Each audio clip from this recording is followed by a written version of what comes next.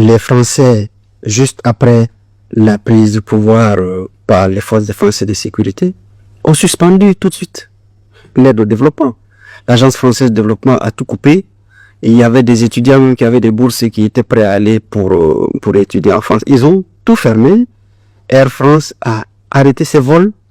C'est une stratégie de privation. C'est une stratégie d'étouffement pour vous obliger à dire nous n'allons pas tenir sans ces gens. Mais quelques mois après, ils sont revenus, Air France est revenu négocier pour reprendre ses vols. Et nous avons dit non, ce n'est pas possible parce que la situation n'a pas changé. Les raisons qui vous ont amené à suspendre vos vols existent toujours, donc on ne voit pas pourquoi vous voulez revenir. L'Agence française de développement est revenue pour dire oui, il y a des fonds qui restent, il faut qu'on puisse les utiliser. Nous avons dit, nous pensions que ces fonds étaient venus dans le cadre d'une solidarité réelle. Mais vous avez plié bagage avant même que le problème d'eau ne soit résolu, avant même que le problème de famine ne soit résolu, que le problème de malnutrition ne soit résolu. Ça veut dire que nos souffrances, vous ne les partagez pas, mais pourquoi vous revenez encore avec ce nouveau discours? Nous avons fait appel à les Burkinabés, on a mis en place une stratégie de mobilisation et qui répond au contexte de crise. Et aujourd'hui, avec le fonds de soutien patriotique, nous sommes à 300 millions de dollars par an payés par des Burkinabés pour financer le développement. 300 millions de dollars par an, ça n'a absolument rien à voir avec les 2 millions ou 3 millions qu'on avait par le canal de l'aide. C'est pas suffisant pour faire face à toutes nos difficultés pour le moment, mais ça montre qu'il y a des mécanismes et que lorsque la population est engagée, quand le peuple est engagé et que le peuple est en phase avec les décideurs, c'est bien possible. Et il faut que nous puissions avoir ce sursaut dans tous les pays. C'est la seule façon de renouer avec la dignité et d'amener les autres acteurs du monde à nous regarder différemment.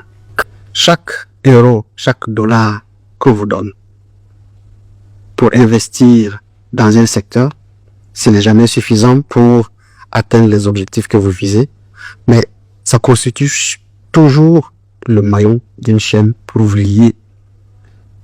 Un jour, on viendra vous dire, prenez cette posture, faites ci, cette loi, elle n'est pas bien dressée, il faut nuancer, il faut mettre un article qui concerne tel groupe de population, et donc c'est toujours lié. Il faut aller vers une démarche de partenariat équilibré. J'appelle par partenariat équilibré des relations où vous n'êtes pas confiné, où vous n'êtes pas obligé d'aller dans le choix forcément du partenaire, où vous avez la liberté vous-même de choisir vos modèles. Ça demande des sacrifices, ça demande de la rénonciation, ça amène souvent la souffrance pour les populations parce que quand vous faites plusieurs décennies à profiter de, on va dire, de cette perfusion-là, c'est très très difficile de vous en passer. Vous avez presque l'impression que ce n'est pas possible de le faire autrement. Parce que c'est douloureux, parce que c'est difficile. Il faut que vous puissiez travailler vous-même à trouver des mécanismes alternatifs de compensation. Et les ruptures, on vous montrera toujours que vous avez tort de rompre. Parce qu'on va vous fermer tous les robinets. C'est très difficile. Mais c'est seulement de cette façon qu'on peut renouer avec les capacités réelles. Ça amène à innover, ça amène à trouver d'autres sources. Ça amène à aller creuser et trouver l'énergie au fond de nous-mêmes.